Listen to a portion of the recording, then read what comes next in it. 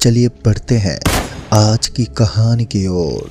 दोस्तों, मेरा नाम विशाल कुमावत है और मैं एक कुम्हार फैमिली से बिलोंग करता हूँ।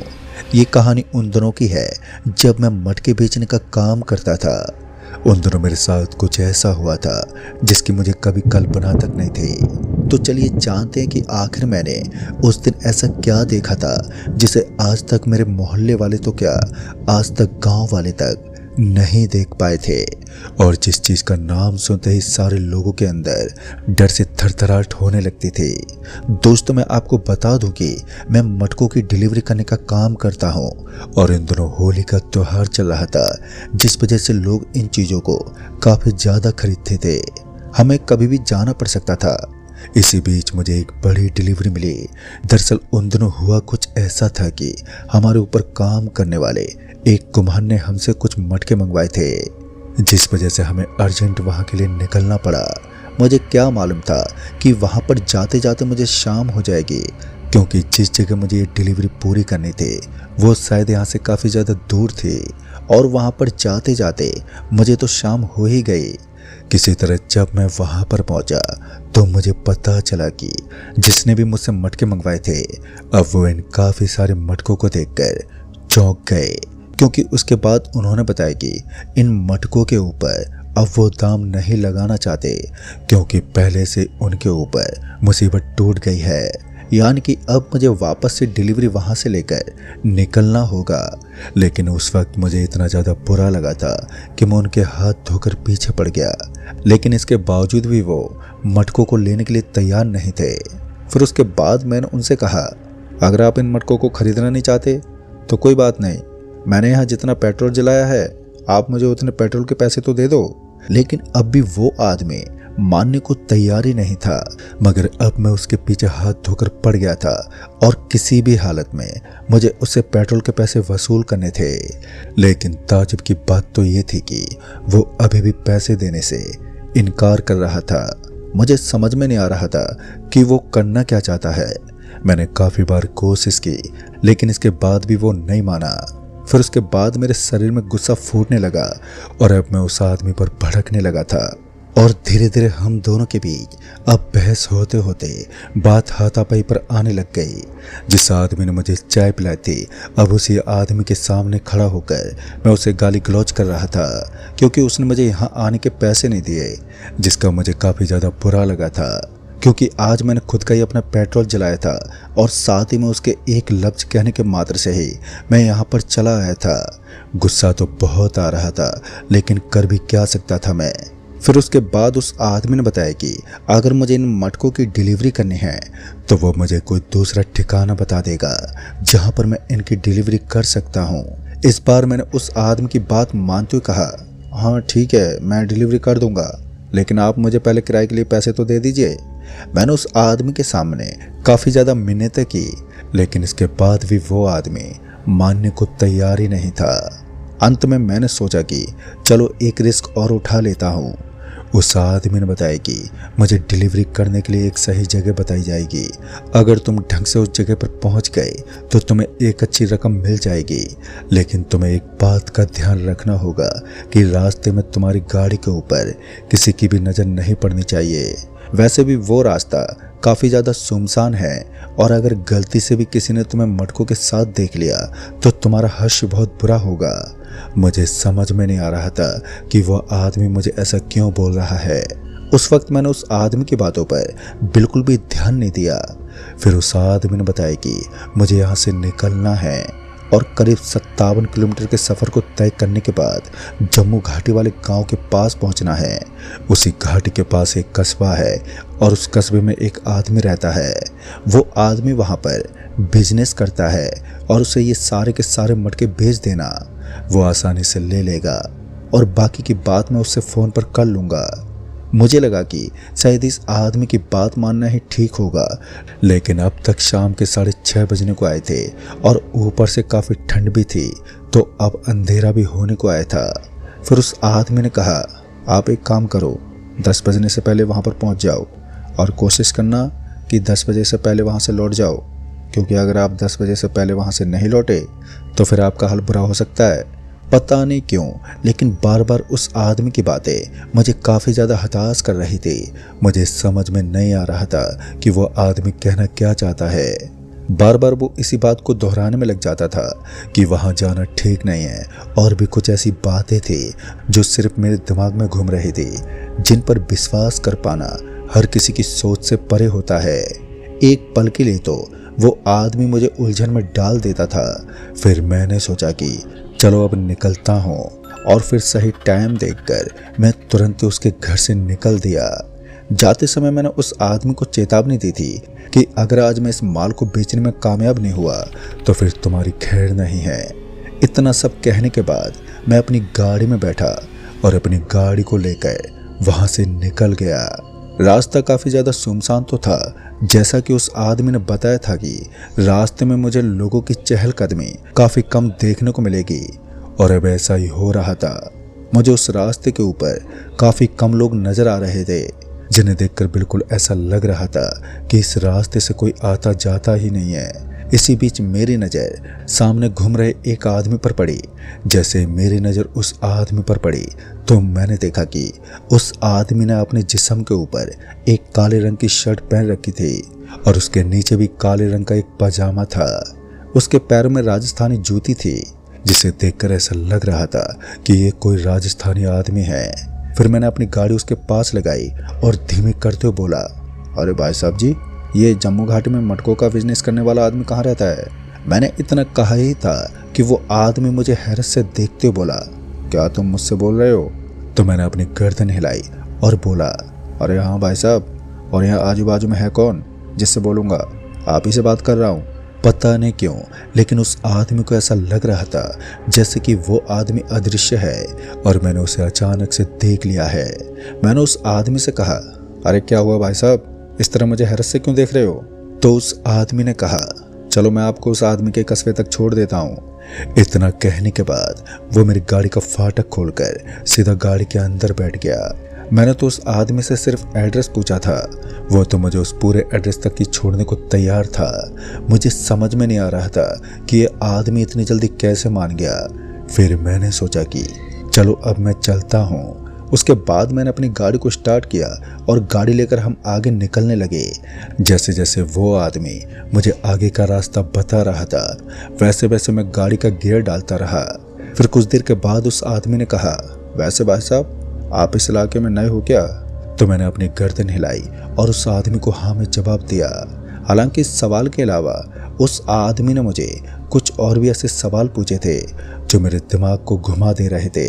उसने पूछा था कि आप इस इलाके में क्यों आए हो और इस रोड पर आने की इजाज़त आपको किससे मिली। उस वक्त मुझे कुछ भी समझ में नहीं आ रहा था कि वो आदमी मुझे ऐसा क्यों पूछ रहा है। फिर उसके बाद मैंने धीरे धीरे अपनी गाड़ी को आगे की तरफ और स्पीड से चलाना शुरू कर दिया। वो आदमी मुझे जो रास्ता बता रहा था, सच में वो रास्ता जंगली झाड़ियों से घिरा हुआ था, और इस इलाके में जंगली झाड़ियों का होना कोई बड़ी बात नहीं थी, क्योंकि ये इलाका ही ऐसा था। जब से मैं गाड़ी चला रहा था तब से ही मैंने इस रास्ते को इस तरह वीरान देखा था। मुझे लोगों की चहलकदमी इतनी कम नजर आ रही थी जैसे कि यहाँ कोई शमशान घाट बना हुआ हो। लगभग 50 किलोमीटर के एरिया में से करीब 33 किलोमीटर का एरिया ऐसा था जिसके अंदर मुझे कोई भी भटकता हुआ नजर नहीं आ रहा था। हालांकि कुछ गाड़ियां तो गुजर रही थी, लेकिन इसके अलावा सड़क के ऊपर कोई चहलकदमी नहीं थी। किसी तरह उस आदमी से बात करते करते हम एक ऐसी जगह पर पहुंचे जिसके चारों तरफ सिर्फ खाई बनी हुई थी, और उस खाई वाले स्थान को देखकर मैंने अपनी गर्दन हिलाई, और जब मैंने उस आदमी को देखा तो मेरी आंखें फटी की फटी रह गई। मेरा पूरा शरीर एकदम से सुन्न पड़ गया था, क्योंकि इस बार मैंने देखा कि अब तो मुझे वहां पर कोई भी नजर नहीं आ रहा था। वो आदमी अचानक से ही बगल वाली सीट से गायब हो गया, और उस आदमी को इस तरह वहां से गायब होता देखकर मेरी सांसें ऊपर नीचे होने लगी। मुझे समझ में नहीं आ रहा था कि वो आदमी चलती फिरती गाड़ी के अंदर से कैसे गायब हो गया। अभी मैं यही सब सोच रहा था कि तभी गाड़ी के ऊपर धड़ाम से कुछ जोर से गिरा। वो गिरने की आवाज़ इतनी ज़्यादा तेज़ थी कि मेरे दिल की धड़कन एकदम से तेज होने लगी। मेरा कलेजा इतनी तेज़ी से धड़क रहा था जैसे कि मानो वो अभी अभी मेरी छाती को फाड़कर बाहर निकलने वाला है। तभी किसी ने मेरी गाड़ी के सामने हाथ दिखाया और उस वक्त मजबूरन मुझे अपनी गाड़ी को रोकना पड़ा। जैसे मैंने अपनी गाड़ी को ब्रेक लगाया तो मैंने देखा कि मुझे अपने सामने की तरफ एक आदमी नजर आ रहा था और उस आदमी का शरीर अजीब सा था। दरअसल उसके शरीर के अंदर से कुछ चीज़ें बाहर निकल रही थी और जैसे ही मेरी नज़र उसके ऊपर ढंग से पड़ी तो मेरा कलेजा बहुत ज़ोरों से धड़क रहा था। उस समय मैंने अपने गाड़ी के कांच को बंद तो कर रखा था और गाड़ी के कांच को खोलना ठीक नहीं समझा। मैंने गाड़ी को फिर से आगे बढ़ाने की कोशिश की, लेकिन इस बार गाड़ी एक जगह पर जम गई थी। ऐसा लग रहा था कि गाड़ी के अंदर अचानक ही कोई खराबी जन्म ले चुकी है। एक तरफ वो आदमी मुझे अजीब ढंग से नजर आ रहा था तो दूसरी तरफ गाड़ी का यूं खराब हो जाना, ये सब चीज़ें मुझे काफ़ी ज़्यादा हताश कर रही थी। उस वक्त मैं इतना ज़्यादा परेशान हो गया था कि मुझे मजबूरन अपनी गाड़ी का दरवाज़ा खोलकर गाड़ी से नीचे उतरना पड़ा। और उसके बाद मैं जैसे अपनी गाड़ी से नीचे उतरा तो मैंने देखा कि मुझे नीचे की तरफ एक वीरान जगह पड़ी नज़र आ रही थी और उस वीरान जगह को देखकर एक अजीब सा डर दिल में शोर मचा रहा था। अभी मैं अपनी गाड़ी के बोनट को खोलने वाला था कि तभी गाड़ी के सामने आने वाले उस आदमी ने कहा, भाई साहब, मैंने लिफ्ट मांगी थी लेकिन आपने तो गाड़ी का दरवाज़ा तक नहीं खोला। उस आदमी की इतनी बात सुनकर मैंने उस आदमी से कहा, दरवाज़ा ना खोलने के पीछे एक कारण था जिस वजह से मैंने दरवाज़ा नहीं खोला, और अब आपको मुझसे क्या चाहिए। तो उस आदमी ने कहा, मुझे आगे तक जाना था लेकिन आपने मुझे इग्नोर करके सही नहीं किया। इतना कहने के बाद वो आदमी उल्टे पांव वहाँ से वापस निकल गया। मुझे समझ में नहीं आ रहा था कि आखिर मैंने इतनी बड़ी कौन सी गलती कर दी कि वो आदमी मुझे कुछ अजीब सा कहकर वहाँ से चला गया। उसके बाद मैंने भी ज़्यादा ध्यान नहीं दिया और उसके तुरंत बाद ही अपनी गाड़ी को ठीक करने में लग गया। लेकिन मेरे काफ़ी कोशिश करने के बाद भी मेरी गाड़ी ठीक नहीं हो रही थी और ऐसा लग रहा था कि मेरी गाड़ी के अंदर कोई बहुत ही बड़ी समस्या उत्पन्न हो गई है और इसको ठीक कर पाना मेरे बस में नहीं है। शायद गाड़ी का कोई अच्छा मैकेनिक ही इस खराबी को ठीक करने में सक्षम है। अभी मैं इतना सोच ही रहा था कि तभी मुझे फिर से अपने पीछे से उसी आदमी की आवाज़ आई। तभी उसने कहा, देखो भाई साहब, अगर आपको कोई प्रॉब्लम ना हो तो मैं आपकी गाड़ी को ठीक कर सकता हूँ। उस आदमी की बात सुनकर मेरे शरीर में खलबली मच गई, क्योंकि जो आदमी पीछे से बोला था ये तो कुछ देर पहले ही मेरी गाड़ी के बगल वाली सीट पर बैठा हुआ था और चलती फिरती गाड़ी के अंदर से वो आदमी गायब हो गया था। फिर जब मैंने पलट कर देखा तो मैंने पाया कि ये वही आदमी था जिसको मैंने कुछ देर पहले लिफ्ट दी थी और उससे उस आदमी के कस्बे के बारे में पूछा था। उसे अपने सामने देखकर मुझे विश्वास ही नहीं हो रहा था कि ये अभी भी गाड़ी के अंदर ही मौजूद है। अब तक मैं एक सेकंड के लिए उस आदमी की तरफ देख ही रहा था, पर मुझे कुछ समझ में नहीं आ रहा था कि मैं इस आदमी के सामने किस तरीके का बिहेव करूं। फिर उसके बाद उस आदमी ने मुझे एक भारी आवाज़ में कहा, लगता है तुम मुझे पहचान नहीं पाए कि मैं कौन हूँ। अगर तुम्हारी गाड़ी खराब हो गई है तो मैं इसे पल भर में ही ठीक कर दूंगा, पर हाँ, तुम अपनी जगह से हट जाओ। उस आदमी की इस भयानक आवाज़ को सुनकर मैं ऊपर से नीचे तक कांप रहा था, लेकिन अब तक उसने जो कहा था मुझे उतना ही करना था। लिहाजा मैं उसी वक्त उस जगह से हट गया और उस आदमी ने अचानक ही गाड़ी के अंदर कुछ अटपटा सा करना शुरू कर दिया। फिर उसने मेरी तरफ इशारा करते हुए कहा, अब गाड़ी को स्टार्ट करो। और उसके बाद मैंने जब गाड़ी के अंदर बैठकर जैसे गाड़ी की चाबी घुमाई तो मैंने महसूस किया कि गाड़ी पहली बार में स्टार्ट हो गई। सच कहूँ तो मुझे उस वक्त अपने आप पर विश्वास नहीं हो रहा था कि मैंने एक ही बार के अंदर अपनी गाड़ी को स्टार्ट कर दिया है। तभी मैं उस आदमी की तरफ देखते हुए बोला, अरे भाई साहब, आपका बहुत बहुत धन्यवाद। और इतना कहने के बाद मैंने अपनी गाड़ी को आगे बढ़ाया ही था कि तभी वो आदमी मेरी गाड़ी के पीछे पीछे भागने लगा। शायद उसे कहीं जाना था। मैं इतना तो पूरी तरीके से कंफर्म था कि अब उस आदमी को गाड़ी के अंदर बैठाना बिल्कुल भी ठीक नहीं होगा, क्योंकि वो कोई नॉर्मल इंसान नहीं लगता। उसकी आवाज़ मात्र से ही वो काफ़ी ज़्यादा खौफनाक लगता है। फिर बाद में मैंने अपनी गाड़ी को स्पीड से चलाना शुरू कर दिया, लेकिन मैं अब नहीं जानता था कि उस जम्मू घाटी के अंदर उस आदमी का इलाका कहाँ है और मुझे इन मटकों को कहाँ उतारना है। फिर जब मेरी नज़र दोबारा कांच में पड़ी तो मैंने देखा कि अब मेरी गाड़ी के पीछे पीछे एक नहीं बल्कि कई सारे आदमी पड़े हुए थे, जिन लोगों के हाथ में लकड़ियाँ थी। शायद वो सभी मुझे पीटने के लिए मेरी तरफ बढ़ रहे थे। और उस आदमी ने मुझे पहले भी बताया था कि उस जगह पर मटकों को काफ़ी ज़्यादा छुपा कर रखना है, किसी को कोई चीज़ नहीं दिखनी चाहिए। कहते हैं कि जब इंसान की किस्मत खराब होती है तो ऊंट पर बैठे इंसान को कुत्ता काट ही लेता है। इस बार भी मेरे साथ भी कुछ ऐसा हुआ। अचानक से भागती दौड़ती मेरी गाड़ी के अंदर फिर से कोई बड़ी समस्या खड़ी हो गई और मेरी गाड़ी एक छोटे से गड्ढे के अंदर गिर गई। जैसे ही गाड़ी का टायर गड्ढे के अंदर पड़ा तो गाड़ी के अंदर एक खराबी हुई। गाड़ी के अंदर किसी हल्की सी आवाज़ का एहसास हुआ और उस आवाज़ के साथ ही गाड़ी की ध्वनि का आना भी बंद हो गया, यानी कि अचानक ही गाड़ी का इंजन ऑफ हो गया था। यह देखकर मैं तो और भी ज़्यादा घबरा गया था। अब तो मुझे समझ में भी नहीं आ रहा था कि अब मैं करूं तो करूं क्या।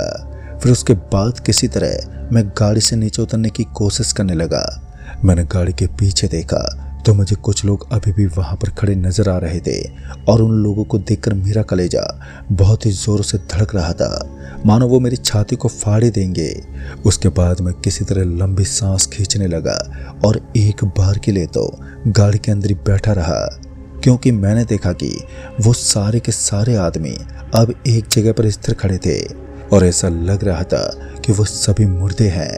वो अपनी जगह से टस से मस नहीं हो रहे थे। तो मैंने सोचा कि मैं भी अपनी गाड़ी से नीचे क्यों उतरूं। उसके बाद मैंने अपना फ़ोन लगाने की कोशिश की तो उस वीरान इलाके के अंदर मुझे कहीं भी नेटवर्क का कोई ठिकाना नहीं दिख रहा था। फ़ोन के अंदर नेटवर्क तो बिल्कुल भी नहीं था। ऐसा लग रहा था कि मैं किसी नेटवर्क वाले एरिया से बाहर आ गया हूँ। गुस्सा तो बहुत आ रहा था लेकिन कोई उपाय नहीं था। ऊपर से मैंने देखा कि अब तो रात के 9:30 बज चुके थे। ठंड भी लगातार बढ़ती जा रही थी। तभी मुझे एक बाइक वाला आता हुआ दिखा और वो बाइक सामने की तरफ से आ रही थी। उस बाइक वाले को अपनी ओर आता देखकर मैंने गाड़ी के साइड वाले दरवाजे की विंडो को एकदम से नीचे गिरा दिया और उसके सामने हाथ दिखाने लगा। जैसे ही मैंने उसके सामने हाथ दिखाया तो उसने मेरी गाड़ी के बगल में लाकर अपनी बाइक को खड़ा कर दिया। फिर उसने मुझे हल्की सी आवाज़ में कहा, क्या हुआ भाई साहब, इस तरह रास्ते के बीच में क्यों खड़े हो? तो मैंने उस आदमी को बताया कि मेरी गाड़ी खराब हो गई है और मुझे एक कस्बे में जाना है। तो उस आदमी ने कहा, देखो चिंता मत करो, यहाँ से 2 किलोमीटर आगे उस आदमी का कस्बा है जहाँ पर वो अपनी पूरी गैंग के साथ रहता है। हालांकि बिजनेस के साथ साथ वो 2 नंबर का भी काम करता है, तो यहीं पहाड़ियों के अंदर ही रहता है वो। आप एक काम करो, पैदल ही चले जाओ, वो आपकी अच्छी मदद कर देगा। और रही बात इन मटकों की तो वो आराम से खरीद लेगा, इनकी कोई दिक्कत नहीं है।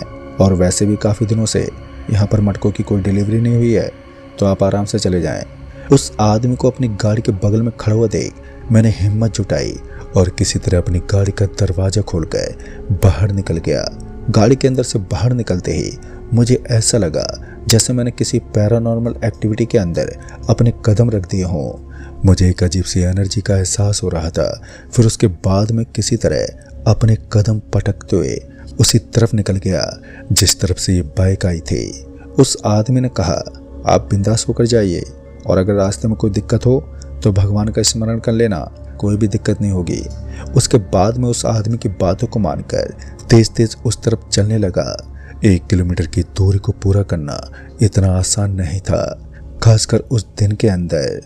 इंसान अपनी गाड़ी से बाहर निकलते ही बर्फ की तरह जम जाता है, लेकिन मेरी मजबूरी थी तो मुझे निकलना तो पड़ा। ऊपर से गाड़ी के अंदर भी अच्छी खासी रकम का सामान था कि कहीं सामान के अंदर कोई टूट फूट ना हो जाए। फिर उसके बाद मैं तेज तेज कदम बढ़ाते हुए उस तरफ जाने लगा। तभी मुझे ऐसा लगा कि जैसे मेरे पीछे पीछे मेरी ही तरह कोई कदम पटक रहा है, लेकिन जब मैंने पीछे पलट कर देखा तो मुझे वहाँ पर कोई भी नहीं दिखा। मुझे काफ़ी ज़्यादा हैरानी हो रही थी। खैर बाइक वाले उस आदमी ने बताया था कि वो कुछ देर के बाद वापस लौट आएगा, वो कुछ सामान लाने के लिए बाजार जा रहा है।